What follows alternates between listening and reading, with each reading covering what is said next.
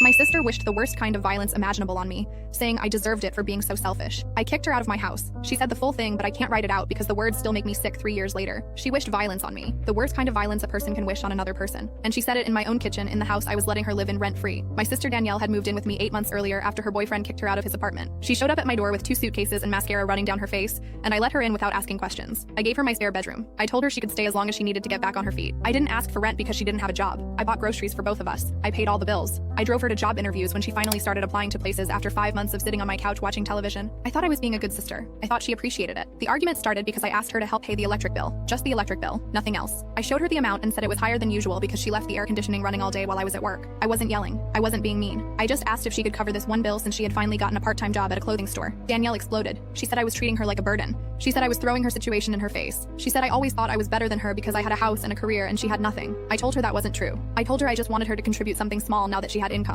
She kept escalating. She brought up things from our childhood that had nothing to do with the electric bill. She said our parents always favored me. She said I got everything handed to me while she struggled. None of that was true, but I didn't argue because I could see she was spiraling. Then she said it, those words. She wished that someone would do the most horrible thing imaginable to me. She said I deserved it for being so selfish. She said it would teach me what real suffering felt like. I stood there unable to move. My own sister, in my own home, wishing that on me. Danielle seemed to realize she went too far because her face changed. She tried to take it back. She said she didn't mean it. She said she was just angry. I didn't respond. I walked to her bedroom and started pulling her clothes out of the closet. She followed me asking what I was doing. I grabbed her suitcases from under the bed and started filling them. She asked me to stop. She said she was sorry. She said it was just words and I was overreacting. I kept packing her things. She started crying and said she had nowhere to go. I told her that wasn't my problem anymore. She called our mother from my living room and handed me the phone saying Mom wanted to talk sense into me. Our mother told me I was being too harsh. She said sisters fight and say things they don't mean. She said I should forgive Danielle and let her stay. I asked our mother if she would let someone who wished that kind of violence on her continue living under her roof. She got quiet. I hung up and handed the phone back to Danielle and told her she had 1 hour to leave. She left. She moved back in with our mother 2 states away. I didn't hear from her for almost a year. When she finally called, she acted like nothing happened. She said she missed me and wanted to visit. I said no. She asked why I was still holding a grudge. I told her I wasn't holding a grudge. I was holding a boundary. She said I was being dramatic and that family should forgive each other. I said some words can't be taken back and some things can't be forgiven. She hung up on me. Our mother tried to fix things at Christmas by inviting us both without telling either of us the other would be there. I walked in and saw Danielle sitting on the couch and turned around and walked out. I spent Christmas alone that year, and it was more peaceful than any holiday I had spent with my sister in years. Danielle got married last spring. I wasn't invited to the wedding. Our mother called me upset, asking why I couldn't just let it go for one day. I told her I let it go a long time ago. Letting go meant accepting that my sister was not someone I wanted in my life. It didn't mean pretending she never said what she said. It didn't mean showing up to her wedding and smiling for pictures like everything was fine. Our mother said I would regret this when I was older. I said I would rather regret keeping my distance than regret letting someone who wished violence on me back into my life. Danielle sends me messages sometimes, birthday wishes, holiday greetings, random updates about her life. I read them and I don't respond. She told our mother she doesn't understand why I won't forgive her, but I think she does understand. I think she knows exactly why. She just doesn't want to admit that words have weight, and some words are heavy enough to crush a relationship forever. I still have a spare bedroom in my house. It stays empty now. I like it that way.